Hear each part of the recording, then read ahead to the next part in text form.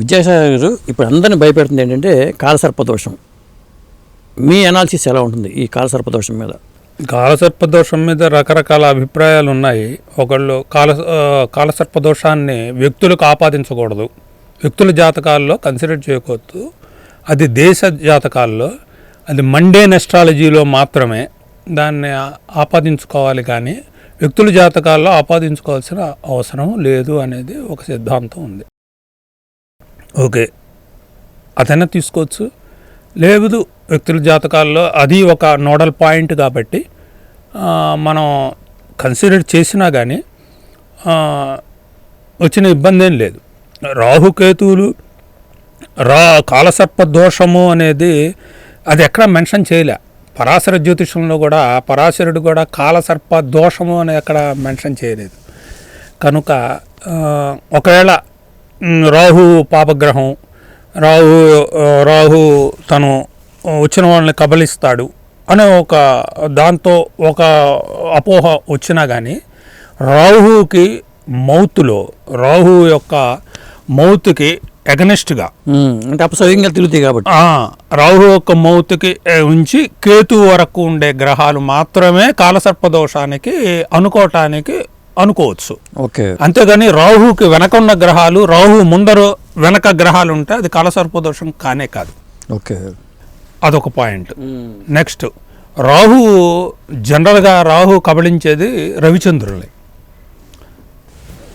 మిగతా గ్రహాలని ఏం కబళించడు. రాహు మిగతా గ్రహాల ఎనర్జీని ఎక్స్పాండ్ చేసే గ్రహం. గురువు ఎక్స్పాండ్ చేసే గ్రహమే, రాహు ఎక్స్పాండ్ చేసే గ్రహమే. కానీ గురువు ఎక్స్పాన్షన్కి రాహు ఎక్స్పాన్షన్కి చాలా తేడా ఉంటుంది. ఓకే, రాహు వితౌట్ బౌండరీస్, అది అందులో విచక్షణ అనేది ఉండని గ్రహం రాహు. విచక్షణ ఉండే గ్రహం గురుడు.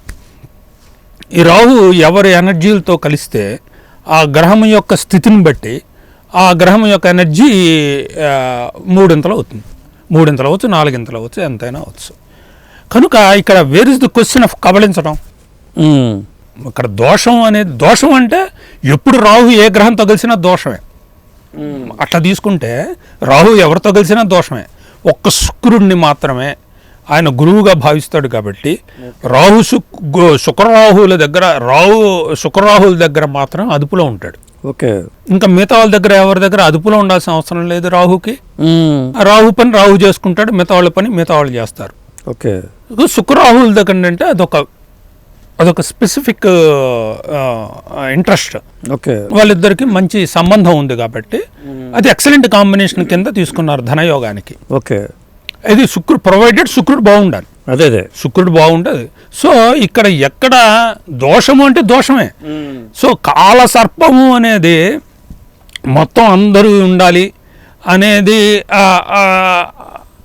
జాతకాలు ఎన్నో పరిశీలనలో మనకు వచ్చిన జాతకాల్లో కాలసర్ప దోషము వలన బాధపడిన వాళ్ళు అసలు చాలా rarest of the rare case. పెద్ద పెద్ద వాళ్ళందరూ ఇట్లాంటి జాతకాల్లో ఉన్నాయి. ఇవి ఇప్పుడు రజనీకాంత్ జాతకంలో ఉంది, చిరంజీవి గారి జాతకంలో రావుకేతుల కాంబినేషన్లో గ్రహాలు ఉండటం ఇట్లా జరిగినాయి. అలాగే నెహ్రూ గారి ఫ్యామిలీ, జవహర్లాల్ నెహ్రూ గారి ఫ్యామిలీలో చాలామందికి ఆ కాంబినేషన్ కనిపిస్తూ ఉంటుంది. కాబట్టే వాళ్ళు ఇట్లా అయిపోయారని కొంతమంది అంటూ ఉంటారు. మీరేమంటారు? ఎవరు అందరూ బాగా కీర్తి ప్రతిష్టలు గడించారు, కానీ ఇందిరాగాంధీ గారు ఆకస్మికంగా చచ్చిపోయారు. రాజీవ్ గాంధీ కాంబినేషన్ వేరుగా ఉన్నాయిగా. ఇందిరాగాంధీకి పరివర్తన యోగాలు ఉన్నాయి. ఆయన జైలుకి వెళ్ళాడు, నెహ్రూ గారు జైలుకి వెళ్ళారు, ఇలాంటివన్నీ చెప్తూ ఉంటారు. ఇప్పుడు జైలుకి వెళ్ళిన వాళ్ళు స్వాతంత్రోద్యమంలో అందరూ జైలుకి వెళ్ళారు, అందరూ జైలు గారు. సో కనుక విషయాలు అనేది మిగతా విషయాల మీద ఆధారపడుతుంది, కానీ కాలసర్పదోషం వలన ఆధారపడదు. కాలసర్పదోషం వలన విదేశాలకు వెళ్ళి బాగా ఆర్జించిన వాళ్ళు, విదేశాల్లో బ్రహ్మాండంగా పనిచేస్తుంది కాలసర్పదోషం ఉన్నవాళ్ళు. విదేశాల్లోకి వెళ్తే ఉన్న స్థితిని వదిలిపెట్టి తన స్వగ్రామం స్వస్థలాన్ని వదిలిపెట్టి బయటికి వెళ్తే బ్రహ్మాండంగా పనిచేస్తుంది. వాళ్ళకి ఈ వ్యవహారిక విషయాల్లో చాలా రాణిస్తుంది. ఓకే, పైన కాలసర్పదోషంలో ఇంకోటి ఏంటంటే లగ్నం బయటకు వచ్చినా దోషం లేదు. అట్లా అనుకున్నా, లగ్నం ఒకటి బయటకు వచ్చినా దోషం లేదు, ఒక చిన్న గ్రహం బయటకు వచ్చినా దోషం లేదు. కానీ అన్నీ దానిలో ఉండాలి. రాహు మౌత్లోకి ఉండాలి, అన్నీ ఉండాలి. అవి ఉన్నప్పుడే వాళ్ళు బెటర్. స్వస్థలం విడిచి బయటికి వెళ్ళి ఉపాధిని వెతుక్కోవడం బెటర్. ఉపాధిని అట్లా వెతుక్కుంటే రాహు చాలా ఉపయోగకరంగా ఉంటాడు. అంటే కొంతమంది ఇది 200-300 రకాల కాలసర్ప దోషాలు ఉన్నాయి, దీనికి వేలల్లో పరిహారాలు చేయించుకుంటూ ఉంటారు. ఇవన్నీ జరుగుతూ ఉంటాయి. ఈ కాలసర్ప దోషం పేరుతో కర్కోటక కాలసర్ప దోషం ఉంది, అనంత పద్మనాభ కాలసర్ప దోషం ఉంది, ఇలా రకరకాల వాసుకి కాల సర్పదోషం, వాసుకి కాలసర్ప దోషం అని సర్పాల్లో ఉన్న రకాల పేర్లన్నీ చెప్పి అదే పుస్తకాలు రాసే రకంగా. ఇది కమర్షియలైజేషన్ లేండి. ఇక్కడ శాస్త్ర ప్రామాణికాలు అదే ఎవరు పెద్దవాళ్ళు మనకేం చెప్పలేదు.